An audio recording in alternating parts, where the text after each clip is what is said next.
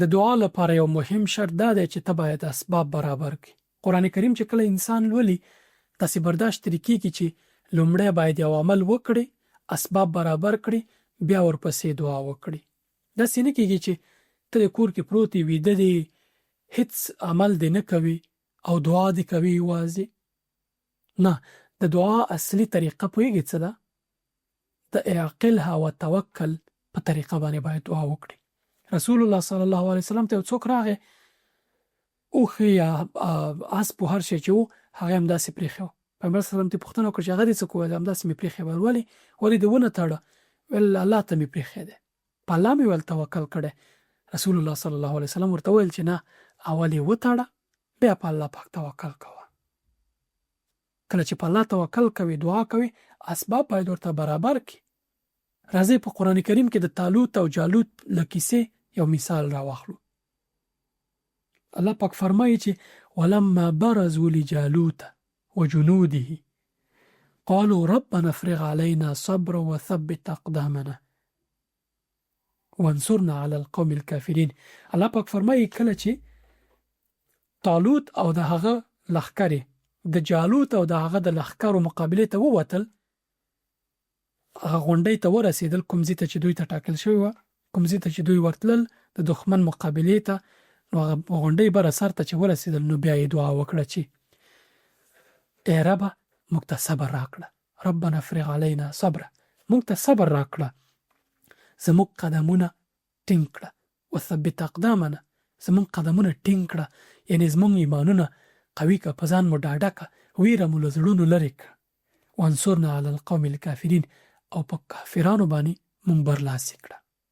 دوی یعنی ولما برزو، کله چې لاړل هغه ځای ته ورسېدل، داسې نه و چې کور کې دعا شروع کړله، سنګر ته لاړل، عمل یې وکړ، خپل ځای ته چې ورسېدل بیا یې دعا وکړه، لاسونه یې پورته کړل او الله پاک بریالي کړل. پوهېږئ څه وشول؟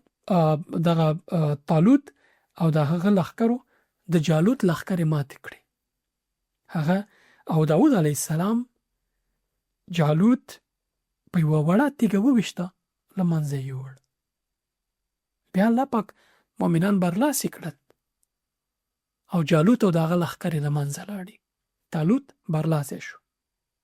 د رسول الله صلی الله علیه وسلم مثال وګورئ. کله چې په سنګر کې و، الله پاک ته به یې لاس پورته کول، دعا به یې کوله. داسې به نه و چې کور کې ناست دي او قرار بس الله نه مرسته غواړي چې الله دا خلک داسې کوه، دا داسې که نه، سنګر لومړی کرښه کې به و، الله پاک نه به یې مرسته غوښته. د دعا کولو شرط هم دا دی چې ته کله دعا کوي، عمل به ترې مخکې کوي. داسې به نه کوي چې پروت یې، اول دعا کوي بیا عمل غواړي. نه، اسباب به برابروي. نوح علیه السلام ته وګورئ، 950 کاله یې دعا کوله، 950 کاله خپل خلکو ته دعوت کاوه. کله چې بیخي اخر ته ورسېد، پوه شو چې نور د خلک نه اصلاح کېږي، الله پاک ته دعا وکړه، فدعا ربه انی مغلوب فانتصر. نوح علیه السلام دعا وکړه چې الله زه مغلوب شوی یم، په ما باندې دغه خلک غالب شوي دي، زه پاتې راغلی یم، فانتصر، نو زما مرسته وکړه. بیا الله پاک هغه ټول قوم ته سزا ورکړه. الله پاک مهلت ورکوي خو بې پروا نه دی، غافله نه دی.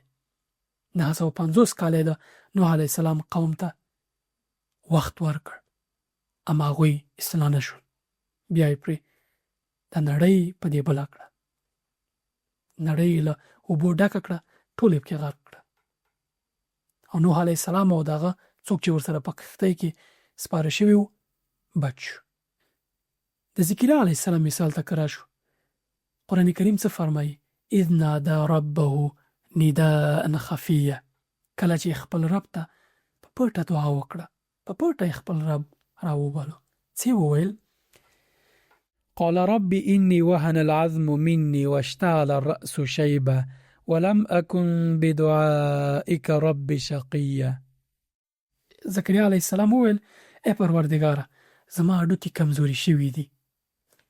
متوجه اوسه، زما هډوکي کمزوري شوي او سر مې له ډېر زوړوالي پړقېږي، یعنې سپین شوی دی سر مې.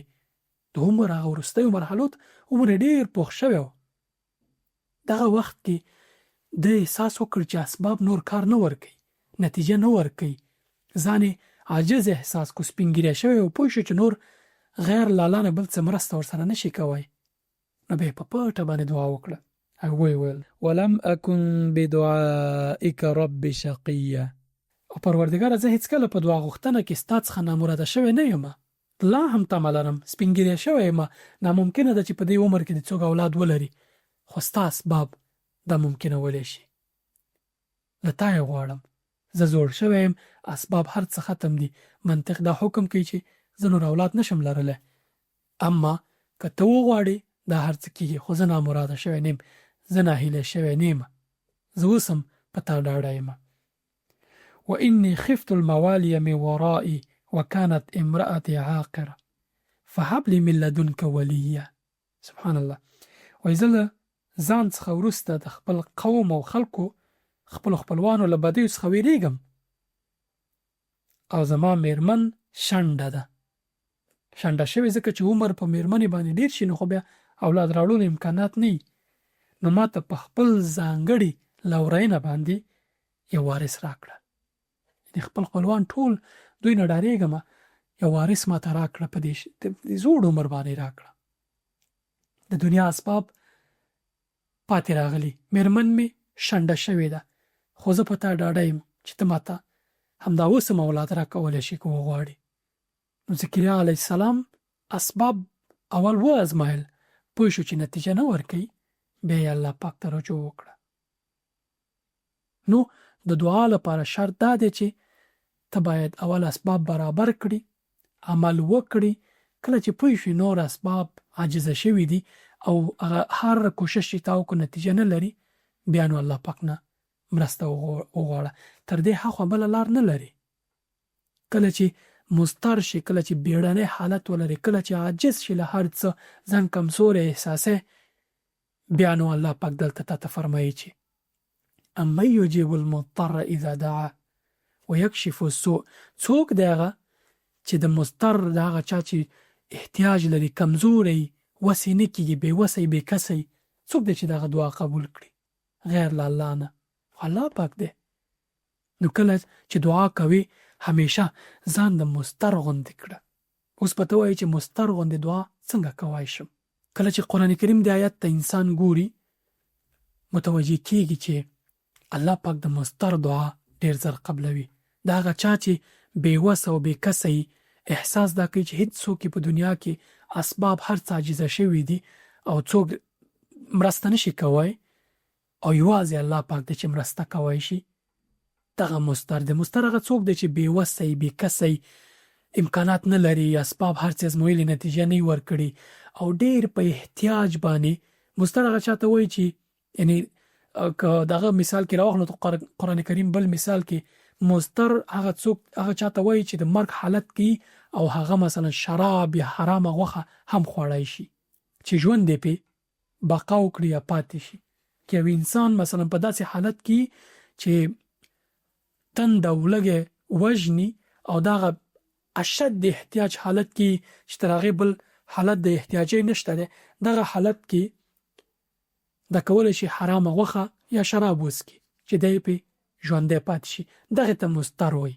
اوس په دعا کې اما یجیب المضطر اذا دعا ویکشف السوء، څوک دی چې د مضطر هغه انسان دی چې واقعا احتیاجي، غیر له الله نه په بل چا باندې چاره نه کېږي، د دنیا اسباب ټول عاجزه شوي، بل هیڅ ادرس ورته معلوم نه پرته له الله نه، لکه دغه کیسې چې مې درته په دې لړۍ کې کړي دي. نو دغه انسان واقعا مضطر دی.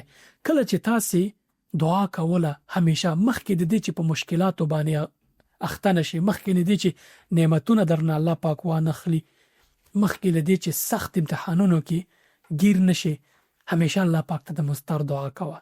تاسې به یو ویډیو لیدلی، ما پرې ویډیو کړې وه، یو کس دی ناست دی په حرم شریف کې، اول ته الله پاک ته دعا کوي، داسې دعا کوي چې واقعا یعنی که ته ورته وګورې ته پوهېږي چې دا دعا به حتما قبول شوي، نو الله به څنګه نه قبلوي چې دومره په اشد احتیاج کې، هغه اخري مرحله د احتیاج کې یو انسان دعا کوي، دغسې دعا الله پاک قبلوي. نو که تاسې غواړئ چې همیشه مو دعا قبول شي، ځان ته داسې احساس ورکوئ چې هیڅ شی تاسې مرسته نشي کولی، هیڅوک غیر له الله نه، اسباب دنیایي شی نه هیڅ، او واقعا یعنې داسې دعا کوئ الله پاک ته لکه یو انسان چې د مرګ په حالت کې او بل هیڅ نه لري، هر څه دنیا اسباب هر څه پرې بند شوي او د یوازې په دې فکر چې یا الله ستانه غیر بل څوک نشته، او له زړه په ژړا، په زارۍ، په شلګۍ دعا غواړي له الله پاک نه، داسې دعا الله پاک قبلوي. مضطر هغه څوک دی چې بېوسه شوی، جدي احتیاج وي، هیڅ اسباب او نور شی نه دی، ضعیف وي تر ټولو د ضعف هغه آخري حالت کې او الله پاک ته دعا کوي. الله پاک د داسې انسانانو دعا قبلوي. مخکې له دې چې دغه نعمتونو نه الله پاک درنه وانخلي او سختو امتحانونو کې راګیر نشي، همیشه چې دعا کوي د استقرار حالت لره. استقرار بیړنی حالت دی، په منډه په زارۍ په تشویش او په دې فکر په دې غم او تشویش چې الله پاک رانه ناراضه نشي، الله پاک رانه د نعمتونو وانخلي، همیشه هم دا دعا کوه، الله پاک به دې له امتحانونو او سختو حالتونو بچ ساتي. هر کله چې نعمتونه دې لرل په دې تشویش کوه چې الله یې درنه وانخلي، الله راضي ساته او د مضطر دعا کوه. همیشه په بیړني حالت کې جدي احتیاج ځان ګڼه چې د الله نه غیر بل څه باندې زړه مه تړه. رسول الله صلی الله علیه وسلم به دعا کوله چې اللهم رحمتك أرجو فلا تكلني إلى نفسي طرفة عين أصلح لي شأني كله. یا الله زه ستا رحمت ته هیلهمن یم، ما د سترګو د رب په اندازه ځان ته مه پرېږده او زما چارې سمې کړه. یعنې یو د سترګو د رب په اندازه ځان داسې مه بوله چې ته هر څه کولی شي، ستا لیاقت، ستا هوښیارتیا دا هر څه دي چې ته داسې نعمتونه لري. نه، دا ټول د الله پاک په فضل شوي. همدغه اسبابو باندې الله پاک ته بدبخته ژوند هم درکولی شي. په همغو اسبابو چې ته خوشحاله کړی، په همغو اسبابو د جګرخونه کولی هم شي. دا اولاد چې تا نن غېږ کې راخیستی، ورته خوشحاله او هر وخت ورته زړه دې پرې ډاډی چې اولاد لرم پرې غرۍ، دغه اسباب مال او نور شیونه چې ته لرې، په همدغو د الله پاک جګرخونه کولی هم شي. دا د اسباب دي د الله پاک، دغه وسایلو باندې الله پاک ته بدبخته ژوند هم درکولی شي، خوشبخته ژوند هم درکولی شي. نو مخکې له دې چې ته په بدبختۍ اخته شي، راځه او ځان همیشه الله پاک ته احتیاج بوله. جدي احتیاج، داسې ساده احتیاج هم نه. داسې فکر کوله که یو انسان چې له تندې مري او یو ګوټ اوبو ته ضرورت چې دا اوبه وڅښي، خدای پرې ژوندی پاتې شي. همیشه چې د دعا کوله دغسې احسان ځان ته ورکوه چې زه له الله مرسته نه وي، زه تباه کېږم، زه جدي احتیاج یم، تر ټولو کمزوری یم، خو الله پاک سره زه تر ټولو پیاوړی یم. او الله پاک ته دعا په همدغه طریقه کوه، حتما یې درته قبلوي انشاءالله. داود علیه السلام ته یو قول منسوب دی، څومره ښکلي ویلي: سبحان من استخرج من عباده بالبلاء الدعاء. پاکی دغه رب لره چې په امتحانونو، بلا او سختیو باندې له خپل بنده نه دعا راوباسي. دعا ترې ویل کېږي، دعا پرې وایي. سبحان من استخرج من عباده الشکر بالنعماء. او پاکی دغه رب لره چې له خپلو بندګانو نه په نعمتونو باندې شکر راوباسي. سبحان الله. همیشه دعا چې کله کوي، تاسې احساس مه کوه چې ګناهګار انسانان مصیبتونو باندې اخته کېږي یا نور. نه، د الله پاک ځانګړي بندګان الله پاک ځان ته مجبوره کوي، همیشه ځان ته احتیاج ساتي چې دعا وکړي. دعا په خپله عبادت دی، دعا د عبادت مغز دی. رسول الله صلی الله علیه وسلم فرمایلی چې دعا په خپله عبادت دی. هغوی چې دعا نه کوي، الله پاک پرې غوسه کېږي. همیشه الله پاک ته دعا کوه.